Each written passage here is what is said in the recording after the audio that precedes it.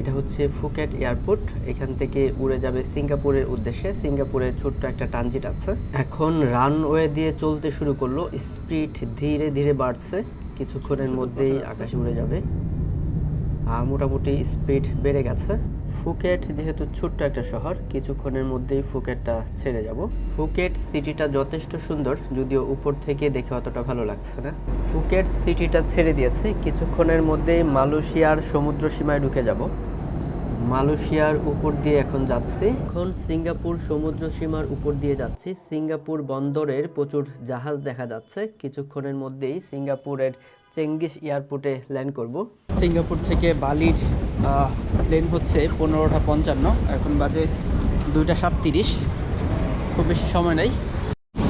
আমি এখন বালি ইমিগ্রেশন ক্রস করলাম, এখন হোস্টেলে চলে যাব। আর ইমিগ্রেশনে তেমন কিছু জিজ্ঞেস করে নাই, কতদিন থাকবো, কি করি, এই জাতীয় কমন কিছু কোশ্চেন। আর খুব অল্প সময়ের মধ্যে ছেড়ে দিল।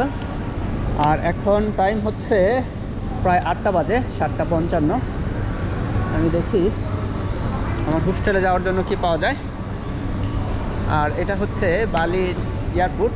আর বালির এয়ারপোর্টটা খুব গোছানো। যাদের অনারেবল ভিসা আছে তারা স্ক্যান করেই বের হয়ে যাচ্ছে, ইমিগ্রেশন ফেস করতে হচ্ছে না। কী করে এখানে? বালির ইমিগ্রেশন শেষ হওয়ার পরে গেট দিয়ে বের হওয়ার আগে একটা ফর্ম ফিল আপ করতে হয়। সেই ফর্মে ফিল আপ করার পর একটা বারকোড দেয়, বারকোডের ছবিটা তুলে গেটে দেখাতে হয়, তারপরেই সিকিউরিটি গেট দিয়ে বের হতে দেয়। আর এই ফর্মটা ফিল আপ করা হচ্ছে সবার জন্য বাধ্যতামূলক।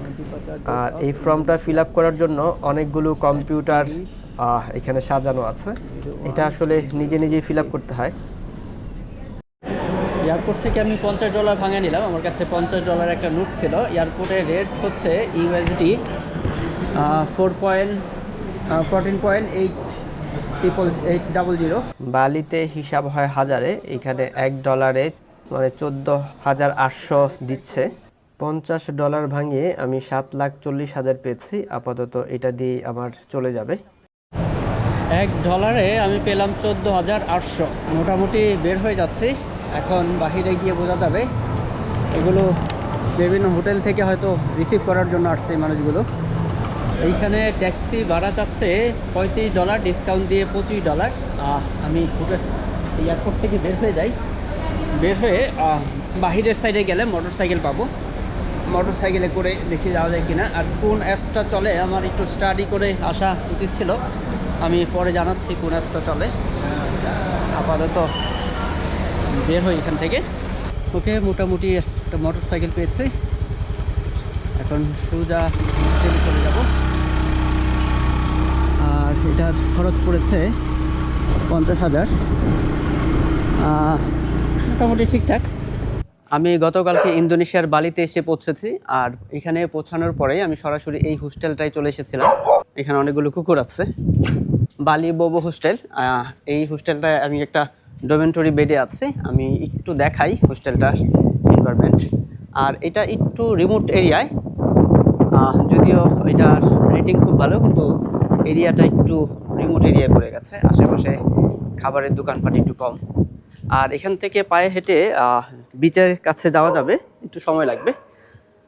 আর এই হচ্ছে কুকুর, অনেকগুলো কুকুর এখানে। হ্যালো। আর এটা হচ্ছে হাই, এটা হচ্ছে হ্যালো, এটা হচ্ছে রিসিপশন। গতকাল রাত্রে আমি চেক ইন করেছি। আজকে আগামীকালকেও আছি, আজকে রাত তো থাকবো। এটা হচ্ছে ডাইনিং, এখানে বসে কাজবাজ করা যায়। এখানে বিভিন্ন প্যাকেজ বুক করা যায়। টিভির একটা ব্যবস্থা আছে। এই সকালের নাস্তাটা হচ্ছে কমপ্লিমেন্টারি। আর পাশাপাশি এই ফ্রিজগুলো ব্যবহার করা যাবে, বিভিন্ন খাবার নিজের মতো করে রাখা যাবে বিভিন্ন সময় খাওয়ার জন্য। আর এখানে রান্না করেও খাওয়া যাবে, কিছু গরম করে খাওয়া যাবে। আর চা কফি, আনলিমিটেড চা কফি। আর এইখানেও একটা ফ্রিজ আছে। আর মোটামুটি বসার বিভিন্ন জায়গায় ভালো বসার ব্যবস্থা আছে। আর এই এনভায়রনমেন্টটা খারাপ না। এইখানে পাশাপাশি একটা ছোট্ট সুইমিং পুল আছে। আমি আজকে যেহেতু গতকাল রাতে এসে গোসল করেছি, আজকে আর শাওয়ার নেইনি। আজকে এখন একটু বের হচ্ছে। এটা হচ্ছে সুইমিং পুল। আগামীকালকে সকালে সুইমিং করতে চেষ্টা করব। খুব বেশি বড় না, সাঁতরানো যাবে না বোধহয়। একটু হালকা এদিক সেদিক করা যাবে। যাই হোক, আর আমার রুমটা আমি একটু দেখাই। এখানে সি বিচের মতন 2টা বেঞ্চ আছে, এখানে দোলনা আছে, আর হচ্ছে ওয়াশরুমগুলো হচ্ছে, এটা হচ্ছে ওয়াশরুম, লেডিস এবং জেন্টস 2 পাশে আলাদা করে। আর উপর থেকে আমি দেখাই, উপরেও একটা ফ্লোর আছে 2টার উপরেই। ওই যে ওয়াশরুমের পাশে 2টা ছবি দেওয়া আছে। যাই হোক, আমি আমার রুমটা দেখাচ্ছি। আমার রুমটা হচ্ছে প্রায় 1300K পড়েছে। এটা হচ্ছে রুম। আমি আছি এই বেডে, প্রত্যেকটা বেডই আলাদা। এখানে সম্ভবত আমি আছি আর একজন আছে। এটা হচ্ছে আমার বেড, কাজ করার উপযোগী আছে। পাওয়ার এখানে আছে, কিন্তু ওই কমন স্পেসে যে পাওয়ারটা সেটা আমি কাজে লাগাতে পারছি না, একটু ভিন্ন রকম, মাল্টিপ্লাগ নিয়ে আসা দরকার ছিল। আর এটা হচ্ছে স্টোরেজ। লকারের ওইভাবে প্রয়োজন হয় না, এমনি স্টোর করে রাখা যায়, আর চাইলে লক করে রাখা যাবে, অপশন আছে। এই হচ্ছে এইখানে বসে, এখানে একটা উইন্ডো আছে, মিরর আছে, আর এইখানে বসে কাজ করা যাবে। টেবিল আছে, টেবিলের ড্রয়ারও আছে, ব্যবহার করা যাবে। এখানে আবার সেম পাওয়ার আছে, আর এখানে ফ্যান টেন লাইট সবই আছে। এই হচ্ছে এনভায়রনমেন্ট, মোটামুটি খারাপ না, খুব বেশি লোকজন নাই। আমি ছাড়া আরও বোধহয় 5-6 জন আছে, আর ম্যাক্সিমাম রুমেই থাকে, 2-1 জন বাইরে চলে গেছে। এখন আমি এখানে গেস্ট হিসেবে, বাইরে আমি একাই আছি। মোটর সাইকেলগুলো একটু পুরনো, তো খারাপ না, সিমসামি আছে। 800 থেকে 900। আর এটা হচ্ছে মোটামুটি, এটা হচ্ছে বিল্ডিং। এখানে প্রশস্ত রাস্তা আছে পার্কিং করার জন্য। এখন দেখা যাক, আমার আর একটু আগে বের হতে পারলে সি বিচ একটু ঘোরা হতো। যাই হোক, আমি মোটর সাইকেল যেহেতু কালকে নিচ্ছি, মোটামুটি অনেকটা চালানো যাবে। মোটামুটি একটা শাখা রোডে চলে আসলাম। রাত্রে বের হয়েছিলাম গতকাল রাত্রে, মোটামুটি ভালো নির্জন থাকে এরিয়াটা, অন্ধকার। বালিতে এসে এই প্রথম একটা বালি ফিল পাচ্ছি। এইরকম গেটগুলো অসংখ্য দেখা যায়, তার মধ্যে এটা একটা।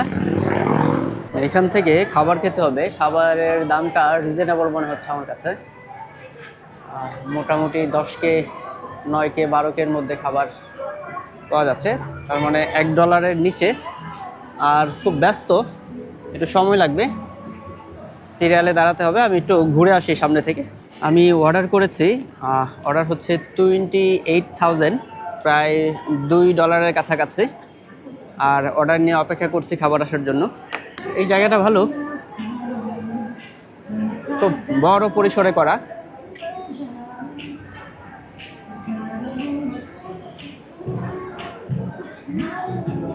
অনেক জায়গা।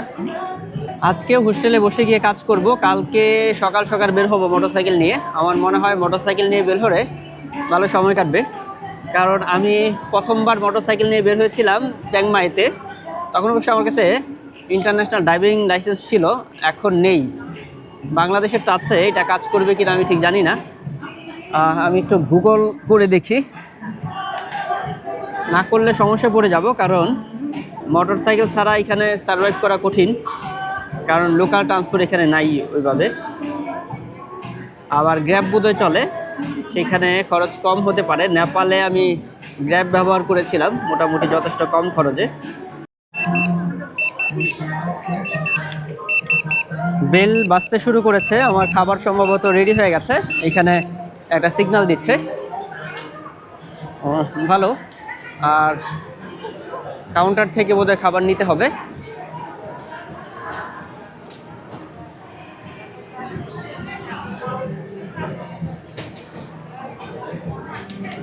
মোটামুটি হয়ে গেছে।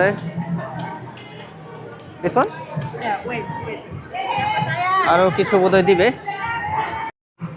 মোটামুটি হয়ে গেছে, ভালো লাগছে খাবারটা দেখে।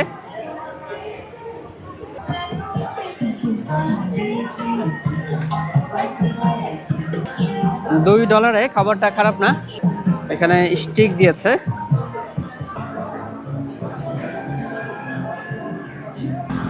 খাওয়া দাওয়া শেষ, এখন আমি হোস্টেলে চলে যাই। মূলত আগামীকালকে একটা স্কুটি নিতে হবে। এখন বাজে সকাল 8টা।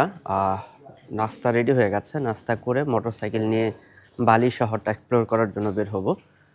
আর এ হচ্ছে ডাইনিং, আর এখানে আমার নাস্তা মোটামুটি চলে আসছে। আর কফিটা মেক করে দিই। এটা হচ্ছে আজকে সকালে ফ্রাইড রাইস, সাথে আমি খেজুর কিনে নিয়ে এসেছিলাম গতকালকে, সেটা খাবো। এটা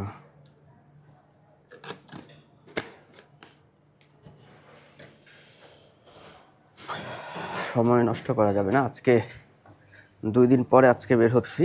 আজকে পুরো সেই বালি সিটির এই পাশটা কভার করব। আমি বাইক নিয়ে নিয়েছি, এখান থেকে একটা হেলমেট চুজ করলাম। যেটা পরেছি সেটা হচ্ছে সাদা, আমার চলে। আর বাইক রেন্টে নেওয়াটা একেবারে ইজি, বলার সাথে সাথে বাইক দিয়ে দিল।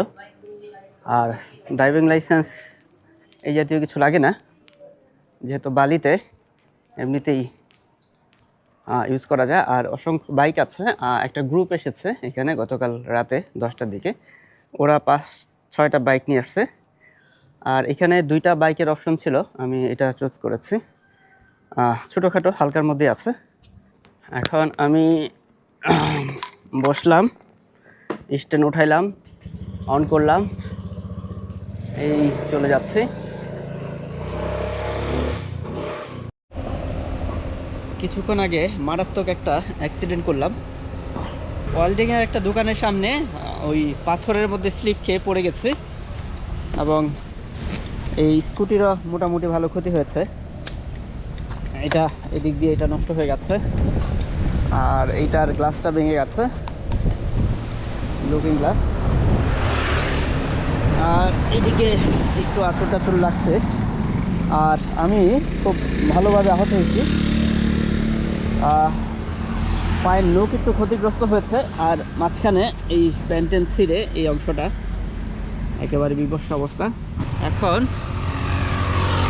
হোটেলের দিকে চলে যাব একটু ঘুরে। আর বাইক বোধহয় চালানো হবে না, একটু রেস্ট নিতে হবে। এটা সম্ভবত একটু শুকায় গেলে একটু ব্যথাটা সম্ভবত বাড়বে, এখন বুঝতে পারছি না। কারণ ব্যথা বেশ কয়েক জায়গায় পেয়েছি, আর এইখানেও পেয়েছি হালকা, জুতা ছিঁড়ে গেছে। মোটামুটি সব মিলে ভালো রকম একটু আহত হয়েছি। আর এই হচ্ছে, একটু সাবধানতা অবলম্বন করা দরকার ছিল, আমার রাস্তা বুঝে চালানো দরকার ছিল। যাই হোক, এরকম রিস্ক নেওয়া যাবে না।